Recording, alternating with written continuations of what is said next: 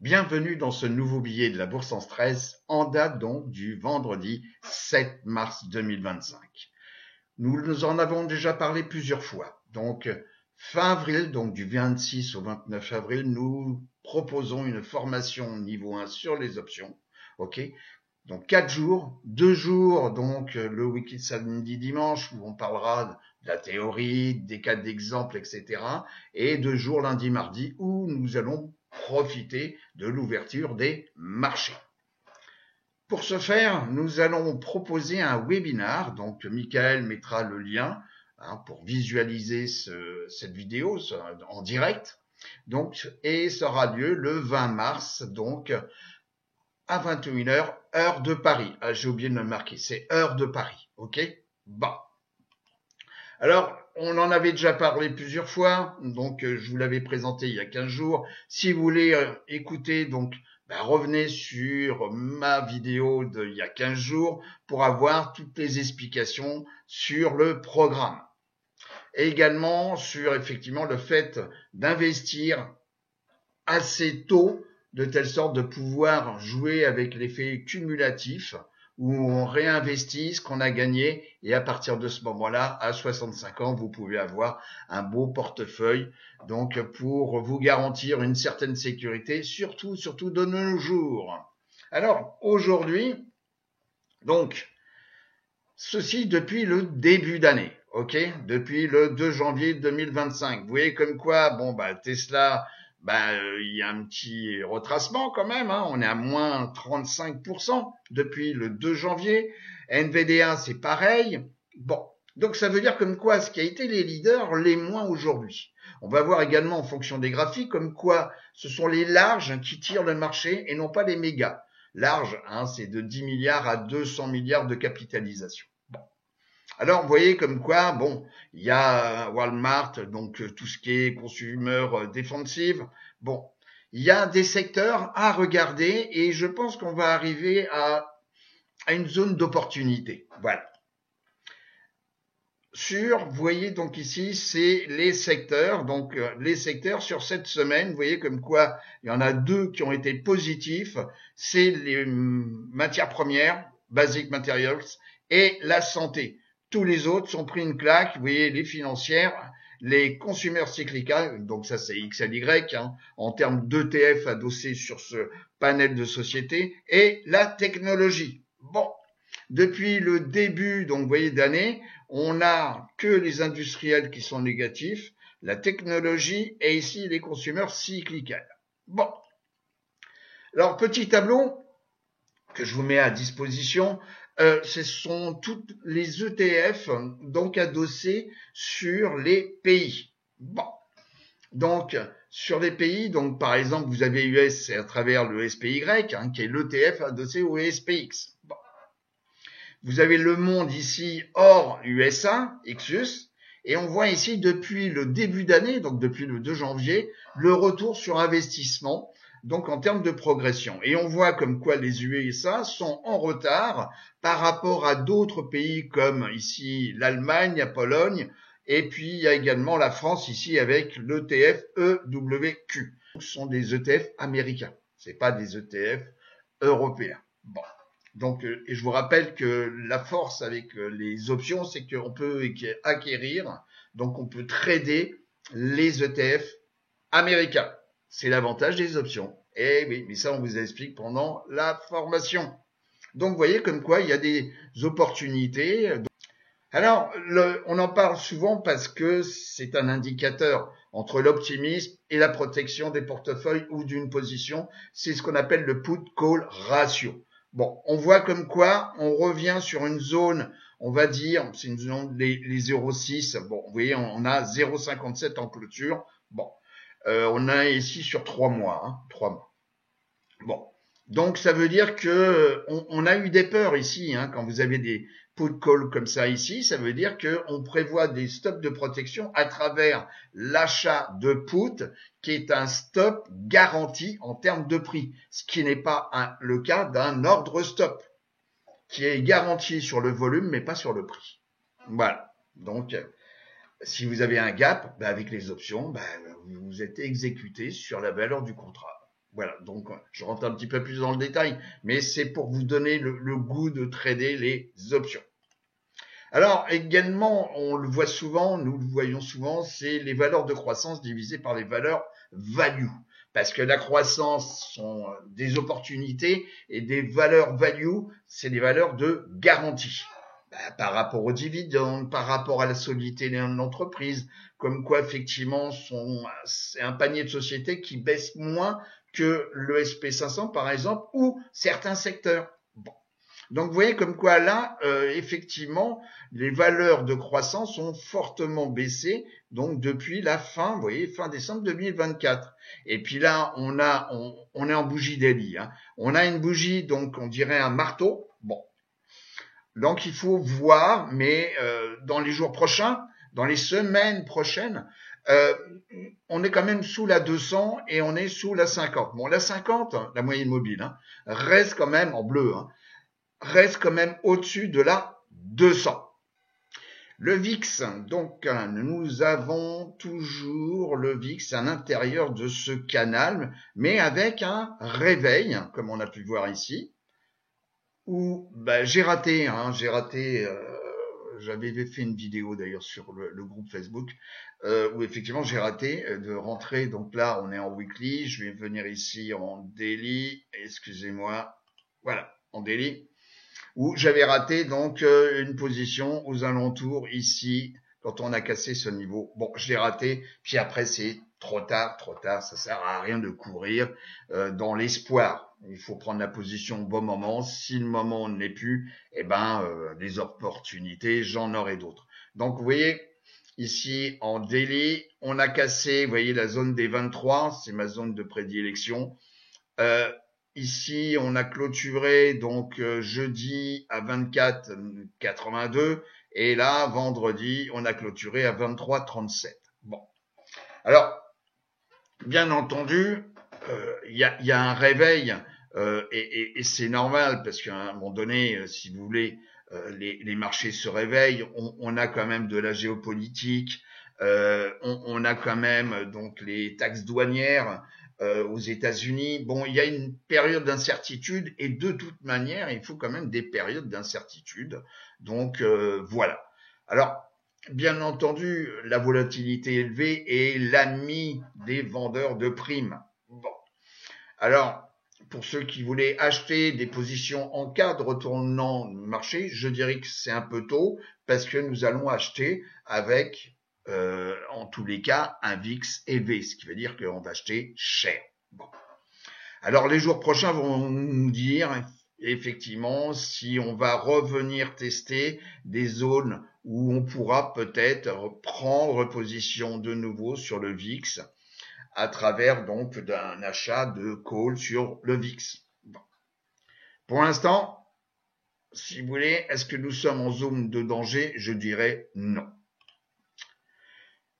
Quand on fait la répartition par capitalisation, on voit comme quoi cette semaine, c'est les micros et les nanos et les mégas. Donc les mégas, c'est au-dessus de 200 milliards de capitalisation qui en ont pris plein leur tête. Les larges, c'est celles qui ont le moins reculé cette semaine. Et si on regarde depuis le début d'année, chose intéressante, c'est qu'il n'y a que les larges. Donc c'est, je vous rappelle, 10 milliards jusqu'à 200 milliards de capitalisation, où effectivement le résultat est positif.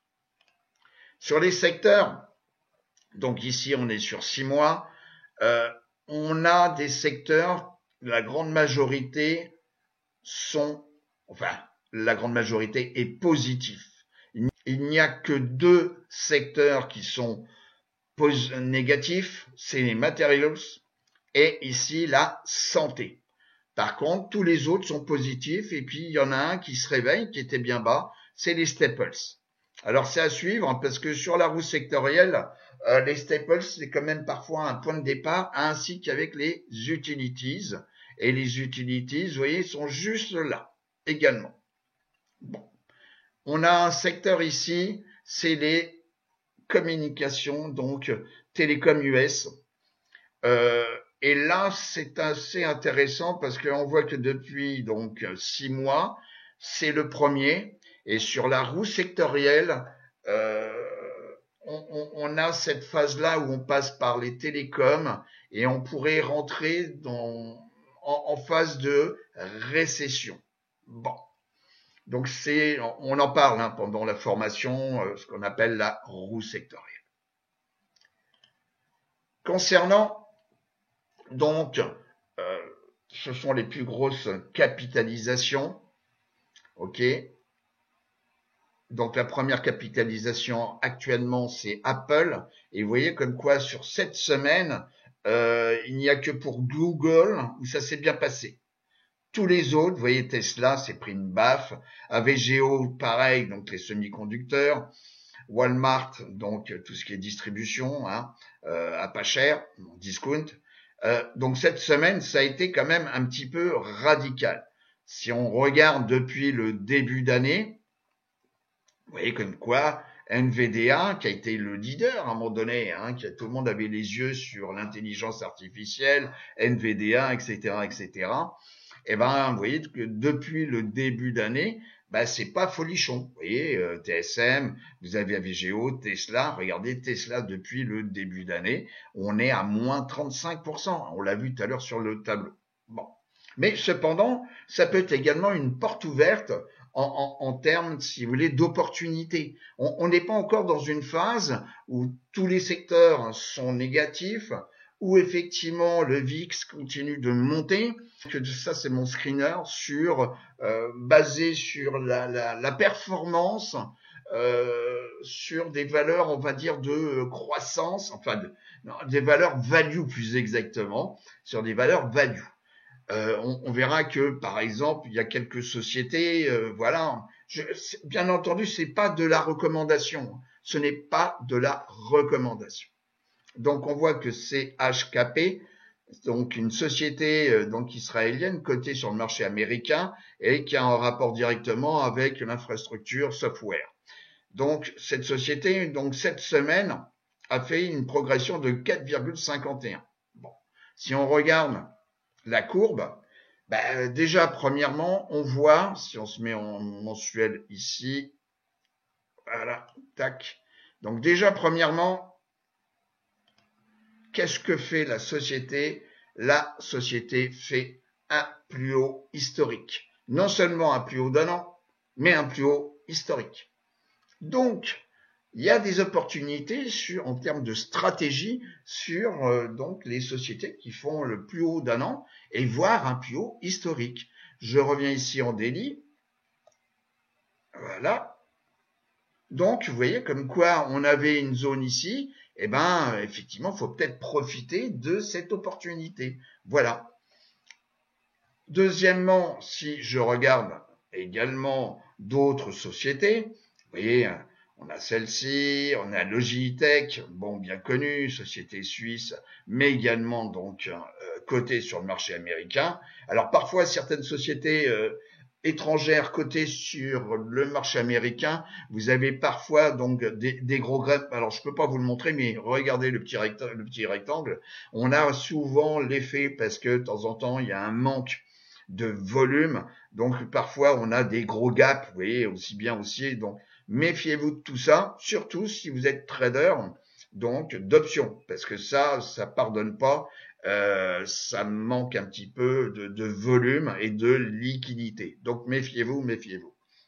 Donc Athènes, vous voyez par exemple, donc ça aussi c'est une société dans le software, infrastructure, vous voyez, donc c'est peut-être aussi, on va dire, un sous-secteur à suivre. Et sous-secteur à suivre, vous voyez par exemple, voilà, actuellement ça c'est les 144 sous-secteurs et ce sont les performances, si vous voulez, depuis, donc on l'a mis ici, depuis le début d'année.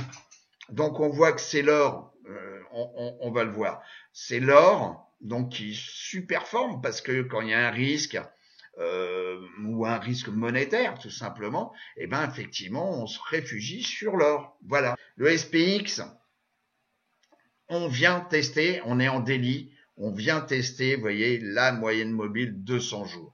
La 10 jours, c'est mon fil conducteur, vient de casser à la baisse la 50. Bon, la 50, elle n'est pas complètement inclinée vers le bas, Donc là, c'est un petit peu stabilisé. Et puis bon. Mais par contre, est-ce que la moyenne mobile 200 jours, puisque tout le monde la regarde, va tenir le cours? Donc ça, ce sont les jours prochains qui vont me le dire. Et puis, bon, même s'il y a ici le RSI, le MACD, etc., mais méfiez-vous toujours là, c'est parfois des zones d'incertitude et tout le monde regarde le graphique. Là, pour l'instant, on a un marteau, bon, et on vient de clôturer au-dessus de la 200. Si nous regardons, ça c'est un point très important, on regarde en hebdomadaire, et en hebdomadaire, on vient de tester ici la 50 semaines, la 200 semaines. Alors ça, c'est du très très long terme, hein, quand même. 200 semaines, vous vous rendez compte? Ok? Donc là, on est au-dessus du canal. Si on se met ici en logarithmique, voilà. On a, voilà, tac. Vous voyez, on est toujours dans un canal haussier de très long terme. Et qui a démarré en 2009. Donc on est toujours là-dedans. Ok? Alors qu'on revienne tester la 50, donc aux alentours des 5653 points, ou peut-être la semaine prochaine, on risque peut-être de revenir tester. Bon, là, le marteau, il n'est pas certain, donc voilà.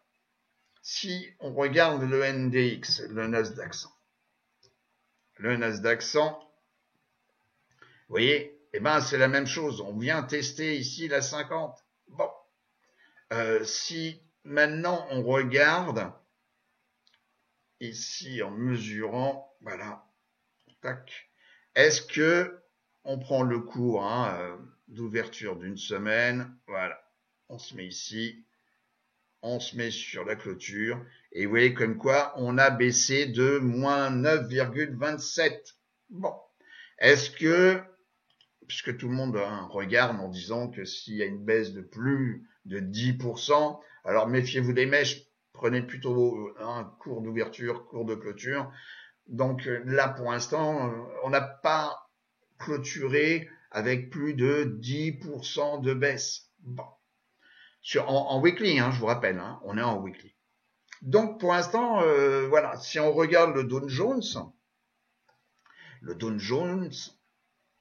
vous voyez, bon, cette semaine, on a clôturé sous mon fil conducteur, donc la 10 semaines, mais on est au-dessus de la 50. Ok. Donc dans le Dow Jones, vous avez quelques larges sociétés, et puis vous avez des valeurs donc value. Donc c'est pour ça que le Dow Jones ça peut être moins baissé, puisqu'on n'a pas encore été tenté par le test de la moyenne mobile 50 semaines. Alors, je vous donne toujours ça parce que le Russell 2000, c'est quand même l'économie américaine. Donc, voilà. Alors, vous voyez ici, on rejoint un canal dans lequel on a été ici pendant une petite période, donc courant 2024. Et puis ici, on vient de casser non seulement mon fil conducteur la 10 semaines, la 50 semaines, et puis paf, test de la 200 semaines. Alors, pour l'instant, la 10 n'a pas coupé la 50 semaines. On regarde maintenant en weekly. Voilà. Donc, vous voyez, en weekly, alors effectivement, ça nous donne toujours une vision un peu différente, une vision qui peut être plus catastrophique. Où ici, on a cassé la 10 jours, la 50 ici, test de la 200, on reteste non seulement la 10, mais la 50, ça c'est les cycles tout à fait normaux. Et puis, paf, on recasse ici, donc, puisqu'on n'a pas dépassé vraiment la 50D, on casse ici la 200D, et puis, paf, et on vient chercher un point, vous voyez, ici, où on avait déjà auparavant un gap haussier, on l'avait comblé ici, mais on revient toujours tester. Vous voyez, ça fait partie des phénomènes déments, tout simplement. Et on revient tester donc cette zone des 2050 points, j'arrondis. Bon.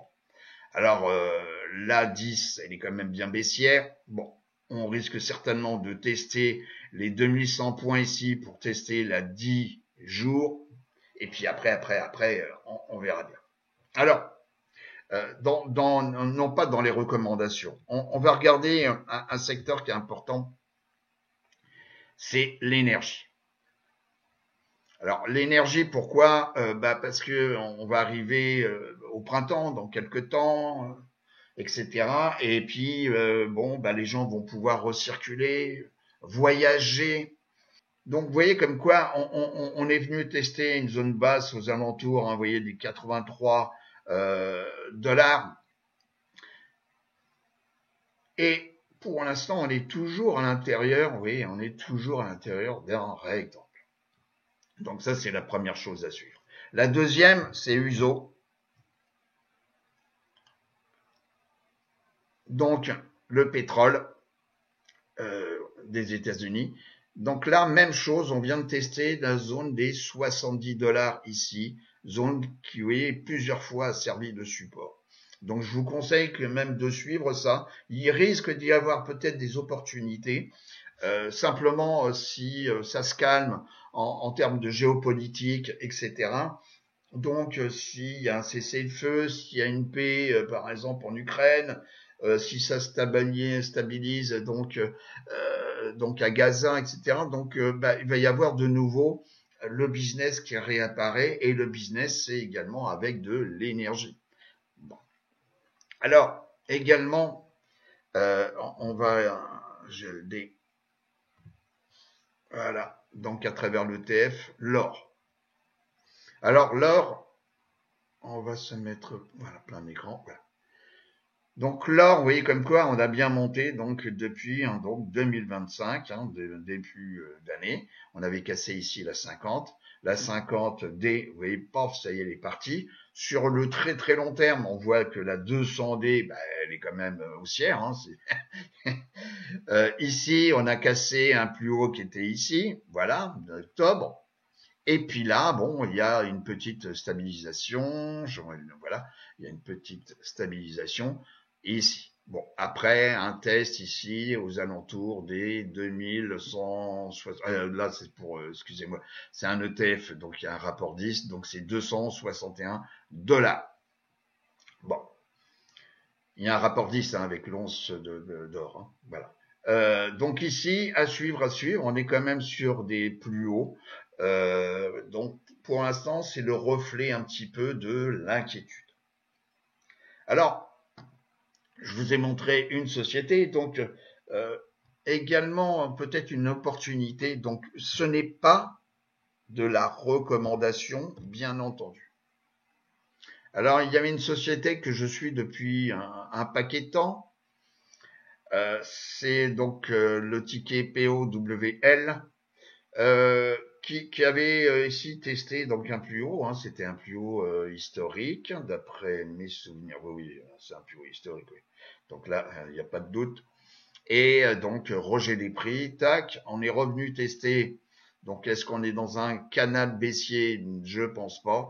Et là, on a eu une chute libre jusqu'à un niveau ici aux alentours des 150.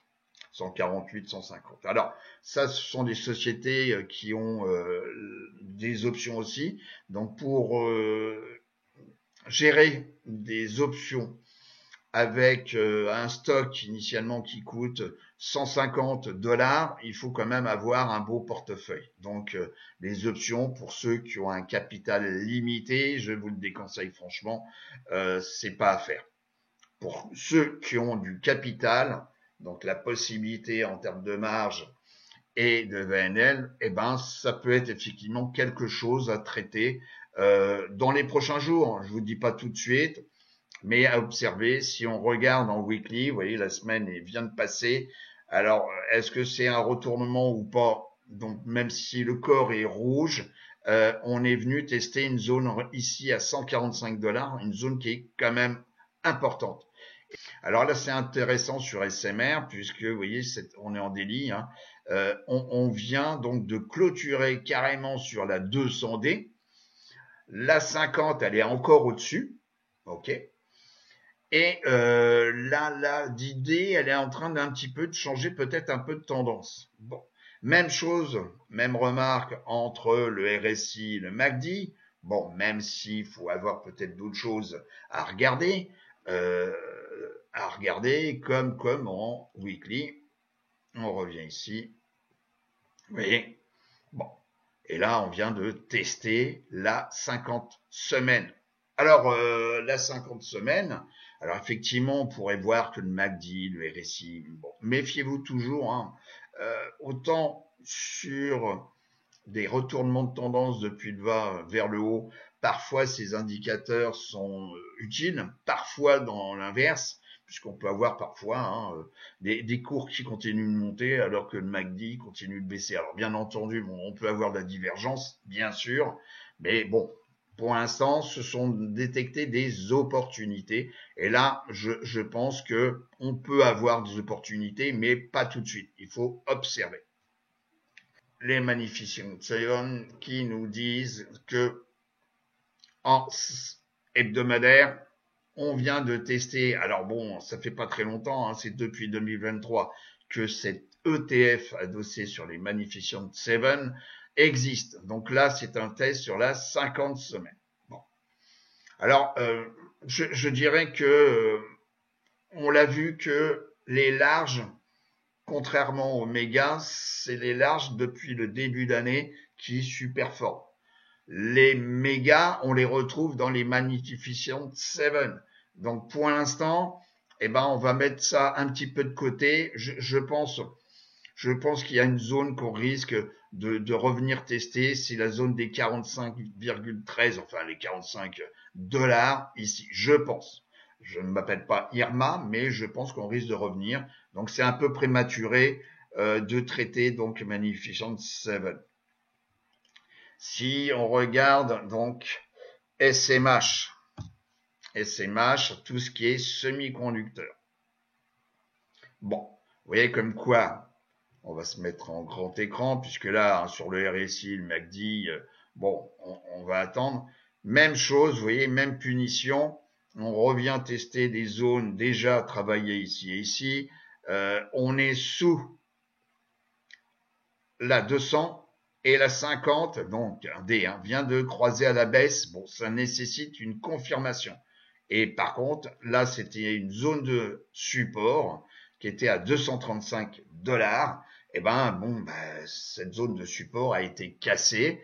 Donc, les semi-conducteurs, il faut oublier un tout petit peu parce que c'est pas sûr. Vous voyez, on vient de clôturer ici plus bas que la semaine précédente. Bon, donc probablement on risque de peut-être revenir tester les 200 dollars. Bon, alors cependant il y a une société qui est importante à traiter, à suivre, c'est Microsoft. Et Microsoft, vous voyez comme quoi effectivement on n'a pas clôturé cette semaine plus bas qu'ici. Bon. Alors, il y a peut-être des choses, puisque si on revient à ce qu'on avait vu tout à l'heure, voilà, sur la capitalisation, voilà, Microsoft, vous voyez, on est quand même ici à moins 7, j'arrondis, depuis le début d'année. Cette semaine, par rapport à NVDA, oui, ça a baissé de moins 1%.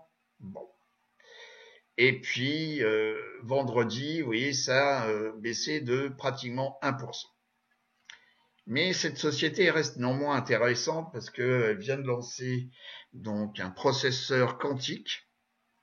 Donc c'est vraiment la première fois où effectivement c'est un semi-conducteur assez spécifique qui fait appel donc au process quantique et donc la mathématique quantique. Et ça c'est quand même une révolution. Bon. Et pourquoi? Parce que tout le monde a encore focalisé sur l'intelligence artificielle. Ça reste néanmoins en mémoire. C'est quand même quelque chose de disruptif.